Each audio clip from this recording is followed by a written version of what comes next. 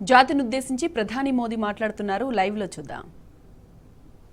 भारत आज उन सपनों को पूरा करने का भरपूर प्रयास कर रहा है। साथियों, अपने 5 दशक के सार्वजनिक जीवन में मैंने किसानों की परेशानियों को, उनकी चुनौतियों को बहुत करीब से देखा है, महसूस किया है। इसलिए जब देश ने मुझे 2014 में प्रधानमंत्री के रूप में सेवा का अवसर दिया, तो हमने कृषि विकास, किसान कल्याण को सर्वोच्च प्राथमिकता दी। साथियों, इस सच्चाई से बहुत लोग अनजान हैं कि देश के 100 में से 80 किसान छोटे किसान हैं।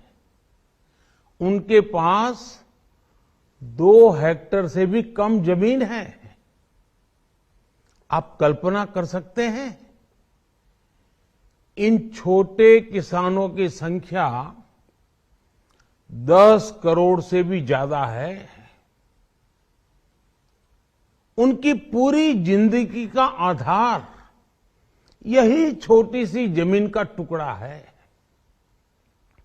यही उनकी जिंदगी होती है।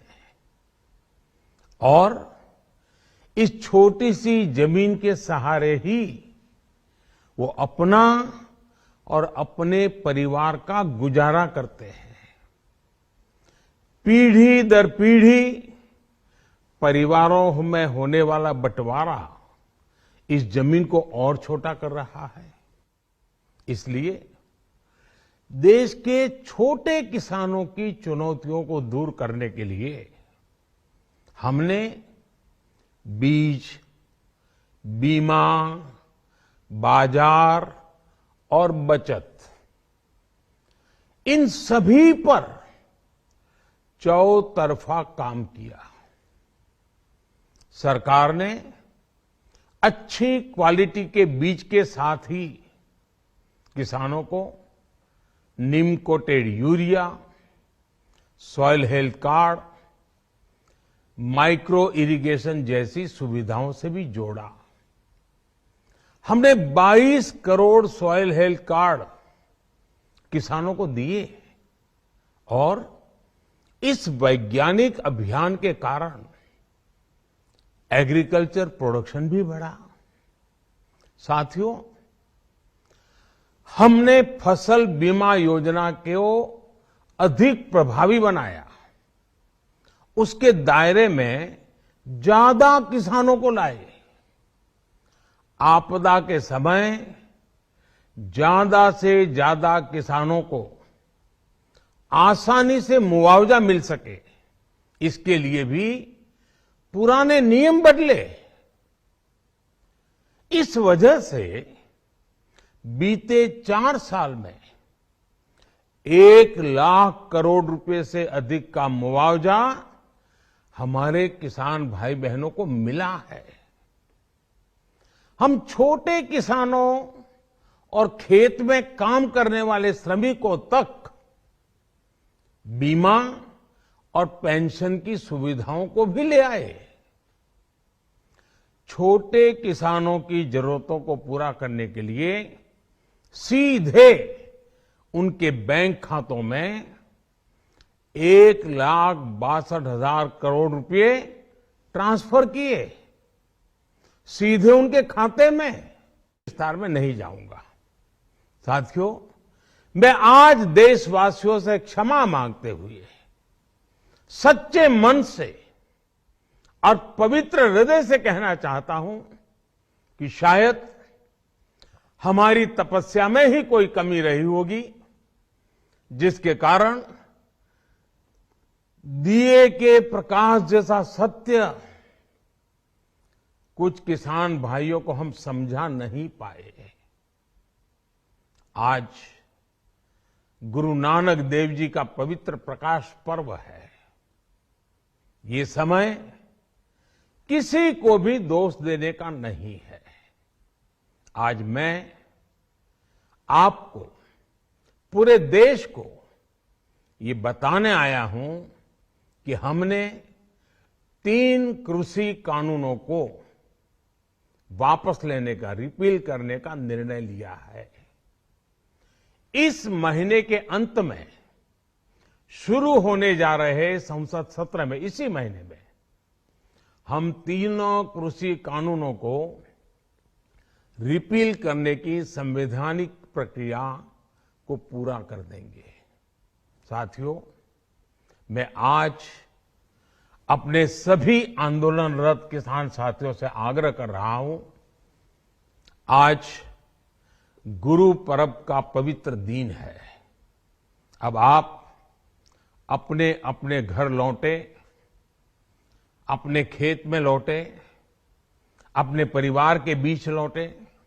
आइए एक नई शुरुआत करते हैं, नए सिरे से आगे बढ़ते हैं। साथियों, आज ही सरकार ने कृषि क्षेत्र से जुड़ा एक और अहम फैसला लिया है। जीरो बजट खेती यानी प्राकृतिक खेती को बढ़ावा देने के लिए, देश की बदलती आवश्यकताओं को ध्यान में रखकर क्रॉप पैटर्न को वैज्ञानिक तरीके से बदलने के लिए एमएसपी को और अधिक प्रभावी और पारदर्शी बनाने के लिए ऐसे सभी विषयों पर भविष्य को ध्यान में रखते हुए निर्णय लेने के लिए एक कमेटी का गठन किया जाएगा। इस कमेटी में केंद्र सरकार, राज्य सरकारों के प्रतिनिधि होंगे, किसान होंगे, कृषि वैज्ञानिक होंगे, कृषि अर्थशास्त्री होंगे। साथियों, हमारी सरकार किसानों के हित में काम करती रही है और आगे भी करती रहेगी। मैं गुरु गोविंद सिंह जी की भावना में अपनी बात समाप्त करूंगा। देहि शिवावर मोहे इहे, शुभ कर्मन ते कबहू न टरो। हे देवी, मुझे ये वर दीजिए कि मैं शुभ कर्म करने से कभी पीछे ना हटूं। जो किया किसानों के लिए किया, जो कर रहा हूं देश के लिए कर रहा हूं। आप सभी के आशीर्वाद से मैंने मेहनत में पहले भी कोई कमी नहीं की थी। आज मैं आपको विश्वास दिलाता हूं कि अब और ज्यादा मेहनत करूंगा ताकि आपके सपने साकार हो सके, देश के सपने साकार हो सके। आपका बहुत बहुत धन्यवाद। नमस्कार।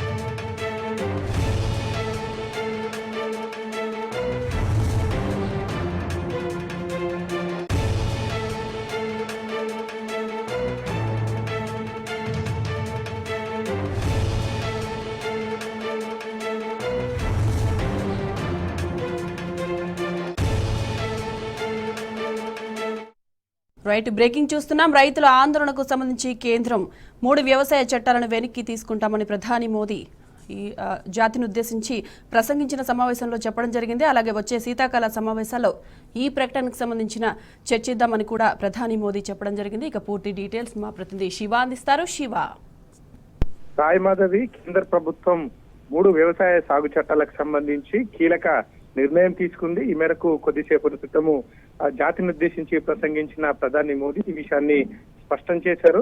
ప్రధానంగా సుమారు సంవత్సరం పాటుగా సుదీర్ఘంగా కొనసాగుతున్న రైతుల ఆందోళన నేపథ్యంలో దాంతో పాటుగా వివిధ వర్గాల నుంచి వస్తున్నటువంటి వ్యతిరేకతను దృష్టిలో ఉంచుకొని 3 వ్యవసాయ చట్టాలను వెనక్కి తీసుకుంటున్నట్లు స్పష్టం చేశారు. ఈ మేరకు వచ్చే ఏదైతే శీతాకాల సమావేశాల్లో ఈ చట్టాలను రద్దు చేస్తామని కూడా స్పష్టం చేశారు. అయితే ప్రధానంగా ఈ 3 వ్యవసాయ చట్టాలకు సంబంధించి ఇటు రైతులు ఢిల్లీ సరిహద్దుల్లో గడిచిన సుమారు 1 సంవత్సరం నుంచి కూడా ఆందోళన చేస్తా ఉన్నారు. అనేక మంది రైతులు కూడా ఈ ఆందోళన సందర్భంగా మరణించినటువంటి సందర్భాన్ని కూడా మనం చూస్తాం. దాంతో పాటుగా ఏదైతే కేంద్ర ప్రభుత్వం అన్యాయంగా తీసుకొచ్చినటువంటి ఈ 3 వ్యవసాయ చట్టాలను వెనక్కి తీసుకునే తమ పోరాటం కొనసాగుతుందని వారు స్పష్టం చేస్తా ఉన్నారు. దీంతో పాటుగా వివిధ రాజకీయ పార్టీలు కూడా కేంద్ర ప్రభుత్వం పైన ఒత్తిడి తెస్తా ఉన్నాయి. ప్రధానంగా చట్టంలో పేర్కొన్నటువంటి అంశాలకు సంబంధించి అనేక సార్లు అభ్యంతరం వ్యక్తం చేశాయి. పార్లమెంటు శీతాకాల ఏదైతే పార్లమెంట్ సమావేశాల్లో కూడా బిల్లు ఆమోదించే క్రమంలో కూడా వివిధ పార్టీలు ప్రధానంగా టీఆర్ఎస్ పార్టీ భారీ ఎత్తున ఆందోళన నిర్వహించింది. అనేక మంది ఎంపీలను ఒక తాటిపైకి తేవడంతో పాటుగా పార్లమెంటు పరిసరాల్లో గాంధీ విగ్రహం వద్ద పెద్ద ఎత్తున ఆందోళన నిర్వహించినటువంటి పరిస్థితులు కూడా మనం చూసాం. దీంతో పాటుగా అటు ఏదైతే ప్రధానంగా ఆ ఢిల్లీ సరిహద్దుల్లో రైతులు ఆందోళన మాత్రం ఉధృతంగా చేశారని చెప్పుకోవచ్చు. అనేక మంది రైతులు వివిధ వర్గాలు వివిధ సంఘాలు మొత్తం కూడా ఢిల్లీ సరిహద్దులను ముట్టడించడం దాంతో పాటుగా సుదీర్ఘంగా కొనసాగుతున్నాయి. దీంతో పాటుగా ఏదైతే సుప్రీంకోర్టు కూడా ఈ విషయంలో జోక్యం చేసుకుంది. పిటిషన్లు పైన విచారణ కూడా జరిపింది. ఈ సందర్భంగా 2 ఏళ్ల పాటు కూడా ఈ చట్టాలను కూడా నిలిపివేస్తూ నిర్ణయం తీసుకుంటామని కూడా చెప్పింది.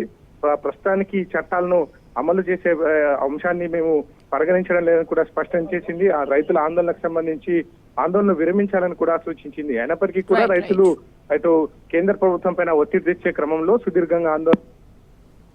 రైట్.